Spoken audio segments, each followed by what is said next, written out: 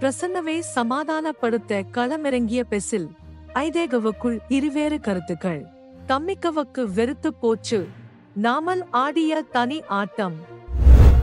ராஜபக்ஷவுக்கு சாட்சியான GL 22 பற்றிய பொது கதை. வேறொரு வேட்பாளருக்கு இடமில்லை.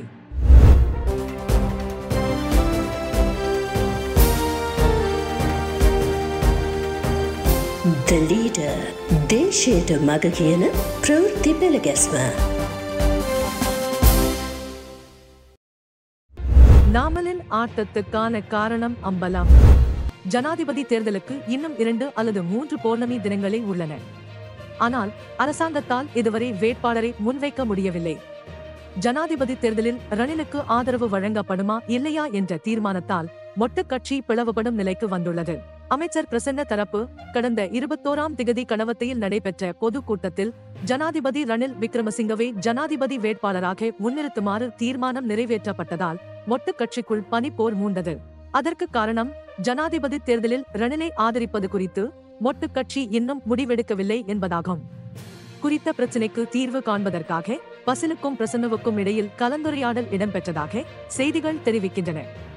ஆனால் உடன்பாடு இல்லாமல் உரையாடல் முடிந்துவிட்ட நிலையில் மீண்டும் மறுநாள் காலை நெல்லும் மாவட்ட அலுவலகத்திலும் கலந்துரையாடல் ஒன்று இடம்பெற்றுள்ளது. பிரசன்னவும் அதில் இருந்ததாக கூறப்படுகிறது. கடவத்தையில் நடைபெற்ற பொது கூட்டத்தின் பின்னர் நாமல் தரப்பிலிருந்து செய்தி ஒன்று வெளியிடப்பட்டது. அது அனைவராலும் பகிரப்பட்டும் இருந்தது. மஹிந்த சிந்தனையை பாதுகாக்கும் தேசிய ஒன்றியத்தின் ஒருங்கிணைப்பாளரான தமித்த விக்ரமசிங்கவின் வாட்ஸ்ஆப் குரூப் ஊடாகவே இந்த செய்தி பரப்பப்பட்டது. தமித்த என்பவர் நாமலின் வலது கையாக செயல்படுபவர் ஆவார். ஐக்கிய மக்கள் சக்தியிலிருந்து அரசாங்கத்துக்கு இணைத்துக் கொள்ளப்பட உள்ளதாக கூறப்படும் 25 எம்பிக்களை விரைவில் இணைத்துக் கொள்ளுமாறு ஜனாதிபதி ரணில் விக்ரமசிங்கவுக்கு மொட்டு கட்சி அறிவித்துள்ளது. அரசாங்கத்தின் பங்குதாரர்களாக ராஜபக்சர்கள் இருக்கும் வரை 50 எம்பிக்கள் எவரும் அரசாங்கத்துடன் இணைந்து கொள்ளப் போவதில்லை என் லன்சா மற்றும் துமிந்த தரப்பு கடந்த நாட்களில் தெரிவித்திருந்தது. அந்த கதைக்குதான் தற்போது பிரச்சினை ஏற்பட்டுள்ளதாம். 50 எம்பிக்கள் அரசாங்கத்துடன் இணைந்து கொள்வதற்கு மொட்டு கட்சிதான் தடையாக இருக்கிறது என்றால் தாங்கள் அரசாங்கத்தில் இருந்து விலகிக் கொள்வதாக ஜனாதிபதிக்கு நெருக்கமானவர்களிடம் அறிவித்துவிட்டதாக தமித்தவின் மெசேஜில் குறிப்பிடப்பட்டிருக்கிறது.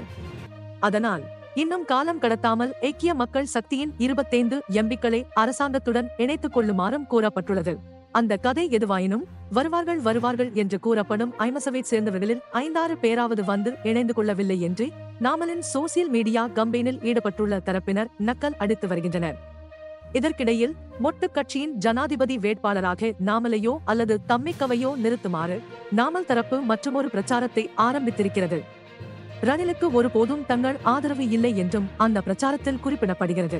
மொட்டு கட்சியிலிருந்து தனியான வேட்பாளர் ஒருவர் நியமிக்கப்படுவார் என்றும் ராஜபக்ஷ முகாமில் இருந்து ஜனாதிபதி ரணிலுக்கு அழுத்தங்கள் கொடுக்கப்பட்டு வருகின்றன.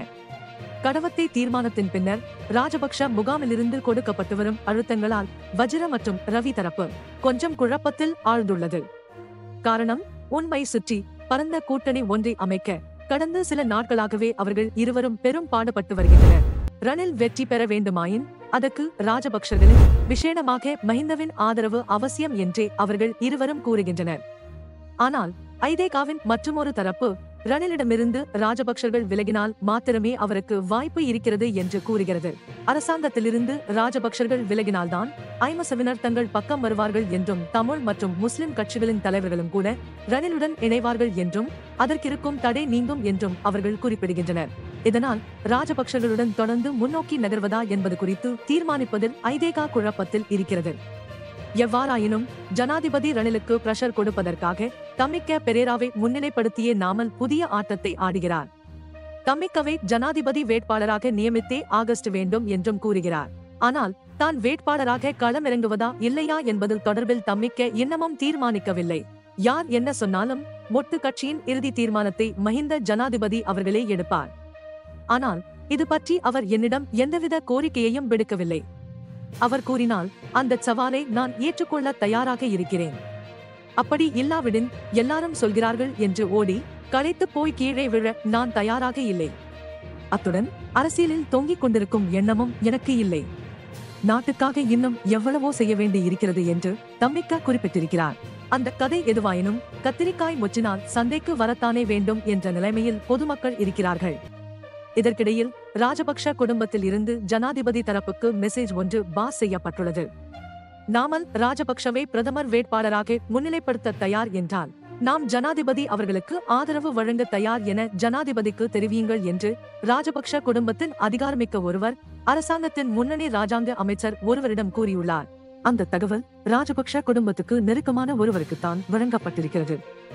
ஆனால் அவர் தற்போது ரணிலுக்கு தான் ஒத்து ஊதிக்கொண்டு இருக்கிறார். இருந்தாலும் ராஜபக்ஷ குடும்பத்துடன் இருக்கும் உறவு, விசேடமாக மஹிந்தவுடன் காணப்படும் தொடர்பை அவர் தொடர்ந்து பேணி வருகிறார். எவ்வாறாயினும் அடுத்த பிரதமர் தொடர்பில் ஜனாதிபதி ரணில் ஒரு தீர்க்கமான முடிவில்தான் இருக்கிறார். பொது தேர்தலில் அதிக ஆசனங்களை வெல்லும் கட்சிக்கு பிரதமர் பதவி வழங்கப்படும் என்பதே ரணிலின் தீர்மானமாக இருக்கிறது. இந்த சம்பவத்தை பார்க்கும்போது நாமல் இந்த கொஞ்ச நாட்களாக எதற்காக பெரும்பாடுபட்டார் என்பது இப்போது தெளிவாகிறது. மொட்டு கட்சியை சுத்தப்படுத்துவதாக கூறி நாடு முழுவதும் மொட்டை மலர்விக்க சுற்றித்திரிந்த நாமல் எதற்காக அதையெல்லாம் செய்தார் என்பது இப்போது புலனாகிறது என்று அரசியல் விமர்சகர்கள் கூறுகின்றனர். அத்துடன் பொதுஜன பெரமுன கட்சி தற்போதைய நிலைமையில் பிளவுபட்டால் 2029 ஆண்டு ஜனாதிபதியாகும் கனவும் 2025 பாராளுமன்ற தேர்தலின் பின்னர் எதிர்க்கட்சி தலைவராகும் கனவும் நாமலுக்கு கனவாகவே மாறிவிடும் என்றும் அவர்கள் எச்சரிக்கை விடுக்கின்றனர். அதனால் தனது இரண்டாவது தடைத்தாண்டலை வெற்றிகரமாக மேற்கொள்வதற்கு பிரதமராவதுதான் தற்போதைய சூழ்நிலையில் சரியாக இருக்கும் என்று அவர் எண்ணி பாடுபடுகிறார் போலும். அதனால் ஒத்துதம் அரசியல்வாதிகள் எதிர்காலம் பற்றியும் சற்று சிந்தித்தால் நல்லது. பொறுத்தது போதும். பொங்கி எழுந்த ரணில். சிறிகொத்த சதிகளுக்கு இடமளிக்காது ஜனாதிபதி தேர்தலை உடன் நடத்துங்கள், குறுக்கு வழிகள் வேண்டாம், சுயாதீன தேர்தல் ஆணைக்குழுவின் அதிகாரங்களை உடன் செயல்படுத்துங்கள் என்ற கோஷங்கள் தேர்தல்கள் ஆணைக்குழுவுக்கு முன்னால் தொடர்ந்து கேட்கக்கூடியதாக இருக்கின்றன. ஜனாதிபதி தேர்தலை உரிய முறையில் நடத்துமாறு அழுத்தம் கொடுத்து சிவில் அமைப்புகள் பலவும் ராஜகிரியவில் அமைந்துள்ள தேர்தல்கள் செயலகத்துக்கு முன்னால் ஆர்ப்பாட்டங்களில் ஈடுபட்டு வருகின்றன. சிறிகொத்தா சதிகளுக்கு இடமளிக்காதீர், ஜனாதிபதி தேர்தலை உடன் நடத்துங்கள், குறுக்க வழிகள் வேண்டாம், சுயாதீன தேர்தல்கள் ஆணைக்குழுவின் அதிகாரங்களை உடன் செயல்படுத்துங்கள் போன்ற வாசகங்கள் அடங்கிய பதாகைகளை ஏந்தியவாறு அவர்கள் இந்த கோஷங்களை எழுப்பி வருகின்றனர். இந்த அனைத்து விதமான எதிர்ப்பு நடவடிக்கைகளுக்கும் காரணம் ஜனாதிபதி ரணில் விக்ரமசிங்க ஏதாவது குறுக்கு வழியை பயன்படுத்தி நடக்கவிருக்கின்ற ஜனாதிபதி தேர்தலை ஒத்திவைப்பாரோ என்ற சந்தேகம்தான் காரணமாக இருக்கின்றது. இருப்பினும் இந்த கதைகள் அனைத்துக்குமான பதிலை ஜனாதிபதி கொடுத்திருந்தார். பொது தேர்தலை நடத்த போதியளவு பணம் இல்லை என்றார் ஜனாதிபதி. பொது தேர்தலுக்கான நிதி ஒதுக்கீடு மேற்கொள்ளப்படவில்லை என்றும் அவர் குறிப்பிடுகிறார். பொது தேர்தல் பற்றி அனுர திசநாயக்கவும் எதிர்க்கட்சி தலைவர் சஜித் பிரேமதாசவும் பேசி வருகின்றனர். ஆனால் பொது தேர்தலுக்கான நிதி ஒதுக்கீடு செய்யப்படவில்லை. ஜனாதிபதி தேர்தலுக்கு மாத்திரமே பாதீட்டின் ஊடாக 10 பில்லியன் ரூபாய் நிதி ஒதுக்கப்பட்டுள்ளது என்றும் அவர் கூறினார். ஜனாதிபதி தேர்தல் கட்டாயம் நடத்தப்படும் என்றும் அவர் குறிப்பிட்டார். ஜனாதிபதி தேர்தல் தொடர்பில் நீதிமன்றத்தில் முன்வைக்கப்பட்டுள்ள மனுக்களுக்கும் எனக்கும் எந்த சம்பந்தமும் இல்லை என்றும் அவர் குறிப்பிட்டுள்ளார். ஜனாதிபதி தேர்தல் தொடர்பில் வழக்கு தொடர்ந்த ரொஹான் பள்ளியவதனவின் கட்சி உறுப்புரிமை தொடர்பில் கண்டறியவே எமக்கு ஒரு நாள் தேவைப்பட்டது. ஆனால் ஜிஎல் பீரிஸுக்கு அரை மணித்தியாலம் மாத்திரமே தேவைப்பட்டிருந்தது என்றும் ஜனாதிபதி கூறியிருந்தார். தான் 20வது அரசியலமைப்பு சட்டமூலத்தை கையில் வைத்திருப்பதாகவும் அதிகம் ஆட்டம் போட்டால் 6-5ஆக்கவும் 5-6ஆக்கவும் தன்னால் முடியும் என்றும் சற்று வித்தியாசமான தொனியில் குறிப்பிட்டார். 20வது அரசியலமைப்பு சட்டமூலம் முதல் வாசிப்புக்காக எதிர்வரும் 26ஆம் தேதியன்று பாராளுமன்றத்தில் முன்வைக்கப்பட உள்ளது என செய்திகள் வெளியிடப்பட்டுள்ளன. இது தொடர்பில் பாராளுமன்றத்தின் பிரதி பொதுச் செயலாளர் மற்றும் பணிக்குழாம் பிரதானியான சட்டத்தரணி குலரத்னவிடம் கேட்டபோது குறித்த சட்டமூலத்தை முன்வைப்பதா இல்லையா என்பது தொடர்பில் ஆளுங்கட்சியின் பிரதம கொறடாவால் இன்னும் அறிவிக்கப்படவில்லை என்று குறிப்பிட்டுள்ளனர். அரசியலமைப்பின் 20வது சட்டமூலம் தொடர்பிலான வர்த்தமானி அறிவித்தல் கடந்த 18ஆம் தேதியன்று வெளியிடப்பட்டது. அவ்வாறு வர்த்தமானி வெளியிடப்பட்டு 7வது நாளில் முதல் வாசிப்புக்காக பாராளுமன்றத்தில் சமர்ப்பிக்கப்பட வேண்டும். இதன்படி சட்டமூலத்தை சமர்ப்பிக்க சிறந்த நாளாக 26ஆம் தேதி வெள்ளிக்கிழமை காணப்படுகிறது என்று பிரதி பொதுச் செயலாளர் குறிப்பிடுகிறார். ஜனாதிபதியின் பதவிக்காலத்தை 6 ஆண்டுகளிலிருந்து 5 ஆண்டுகளாக குறைப்பதற்கு அரசியலமைப்பின் 20வது திருத்தச் சட்டத்தின் மூலம் நிறைவேற்றுவதே நோக்கம் என்று அரசாங்கம் கூறுகிறது. இதன்படி சட்டமூலத்தை சமர்ப்பிக்க சிறந்த நாளாக 26ஆம் தேதி வெள்ளிக்கிழமை காணப்படுகிறது என்று பிரதி பொதுச் செயலாளர் குறிப்பிடுகிறார். ஜனாதிபதியின் பதவிக்காலத்தை 6 ஆண்டுகளிலிருந்து 5 ஆண்டுகளாக குறைப்பதற்கு அரசியலமைப்பின் 20வது திருத்தச் சட்டத்தின் மூலம் நிறைவேற்றுவதே நோக்கம் என்று அரசாங்கம் கூறுகிறது. 20வது திருத்தச் சட்டமூலத்தின் ஊடாக ஜனாதிபதி தேர்தலுக்கு எந்தவொரு அழுத்தமும் ஏற்பட போவதில்லை என்றும், அந்த சட்டமூலம் ஊடாக ஜனாதிபதி தேர்தலுக்கு ஏற்படவிருக்கின்ற அழுத்தங்கள் கட்டாயமாக தோல்வியை தழுவும் என்றும் எதிர்க்கட்சித் தலைவரின் ஆலோசகரும் பாராளுமன்ற உறுப்பினருமான GN பீரிஸ் குறிப்பிட்டுள்ளார். உத்தேச அரசியலமைப்பு திருத்தச் சட்ட மூலம் பாராளுமன்றத்தில் தோற்கடிக்கப்படுவதாகவும், தனது உத்தரவுகளுக்கு எதிராக எடுக்கப்படும் முடிவுகள், சாத்தியமான விளைவுகள் மற்றும் தனது பரிந்துரைகளுக்கு மாறாக திருத்தத்தை வர்த்தமானியில் வெளியிட்ட நபர்களே பொறுப்பென்று நீதி அமைச்சர் குறிப்பிட்டுள்ளார் என்றும் GL கூறுகிறார்.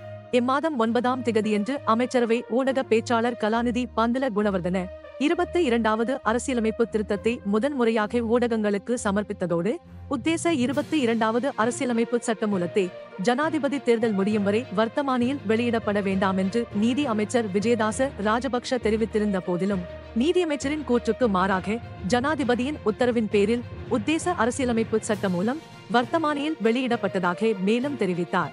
தமிழ் தேசிய கூட்டமைப்பின் பாராளுமன்ற உறுப்பினரும் சட்டத்தரணியுமான சுமந்திரனும் GLன் கருத்துக்கு சமமான கருத்தொன்றையே வெளிப்படுத்தியிருந்தார். இவ்வாறிருக்கையில் பிரபல அரசியல் விமர்சகரான குசல் பெரேரா வேறு கதையொன்றை கூறுகிறார். ஜூலை 18ஆம் திகதி வெளியிடப்பட்டு கடந்த ஜூலை 12ஆம் திகதி வர்த்தமானியில் அறிவிக்கப்பட்டுள்ள நிலையில், பலரும் சுமந்து சென்று கொண்டிருக்கும் அரசியலமைப்பின் 22வது திருத்தச் சட்டமூலத்தில் கால நீட்டிப்பு எதுவும் இல்லை. இது 6 ஆண்டுகள் என்பதை 5 ஆண்டுகளாக திருத்தம் செய்வதை குறிப்பிடுகிறது. காலத்தை குறைப்பதாகும். எனவே இதற்கு வாக்கெடுப்பு தேவையில்லை. சர்வஜன வாக்கெடுப்பை கொண்டு வந்து ஜனாதிபதி தேர்தலை ஒத்திவைக்க ஜனாதிபதி விக்ரமசிங்க முயற்சிக்கிறார் என்று கூறுவதற்கு இங்கு எந்த அடிப்படையும் இல்லை. இப்போது 22 பற்றி ஒரு பெரிய உரையாடல் உள்ளது. ஆனால் இந்த சட்டமூலம் உயர் நீதிமன்றத்துக்கு சென்று திரும்பும் போது பல பிரச்சனைகள் மறைக்கப்பட்டிருக்கும்.